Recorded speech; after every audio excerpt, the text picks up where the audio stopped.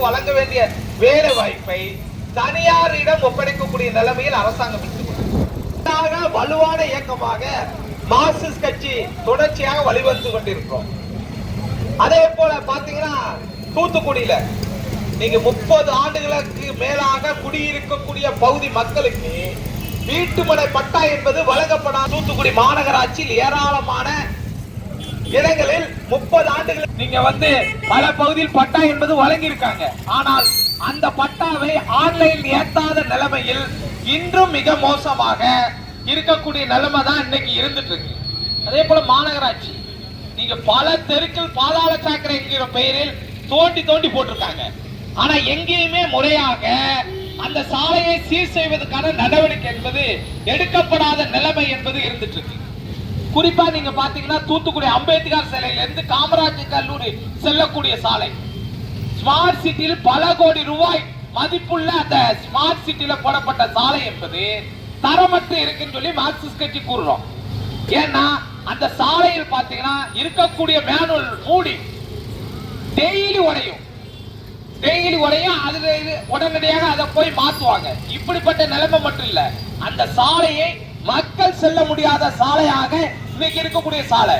எங்களுக்கு என்ன ஐயம் ஏற்பட்டிருக்குன்னா அந்த சாலை முறையாக அதிகாரிகளுடைய திட்டமிடாத நிலைமையில் அந்த சாலை என்பது போடப்பட்டிருக்கு.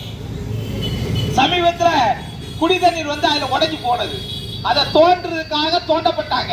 இன்னும் வரைக்கும் அதை மூடாத நிலைமை. இப்படித்தான் பல மாநகராட்சி மெத்தன போக்கால் பல பகுதி இப்படி முடங்கி கிடக்கு. அதே போல இந்த பகுதியில பாதாள சாக்கடை அந்த கான் நிறைஞ்சு வெளியேறாத நிலைமை என்பது இருந்துட்டு இருக்கு. இந்த மாநகராட்சி அதிகாரிகள் பல முறை கூறினாலும் சாக்கடையை அள்ளுவதற்கான நடவடிக்கை என்பது எடுக்காத நிலைமை. இது மாநகராட்சி தொடர்ச்சியாக இப்படி மெத்தன போக்கு செயல்படக்கூடிய நிலைமை என்பது இருக்கு. உடனடியாக மாநகராட்சி நிர்வாகம் இந்த பாதாள சாக்கடை திட்டம் அமல்படுத்துற பகுதியில் முறையாக தார் சாலை என்பது அமைக்கணும் சொல்லி தொடர்ச்சியாக மார்க்சிஸ்ட் கட்சி பிரச்சாரம் என்பது நடைபெறுகிறது.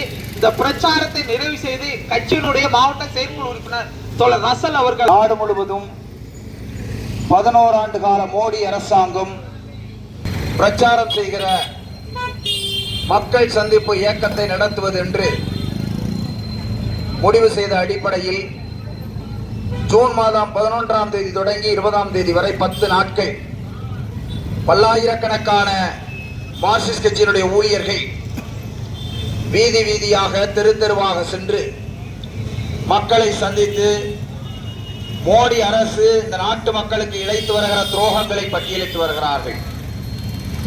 அந்த அடிப்படையில் கடந்த 11ஆம் தேதி தூத்துக்குடி மாநகரில் பல்வேறு மையங்களில் நடைபயணமாக சென்று மக்களை சந்தித்த பிறகு அந்த நடைபயணத்தின் போது ஒன்றிய மோடி அரசாங்கம் இந்த நாட்டு மக்களுக்கு இழைத்து வருகிற அநீதிகளை துரோகங்களை மக்களிடம் சொல்லி அதற்கு எதிரான போராட்டங்களை உருவாக்குகிற அடிப்படையில்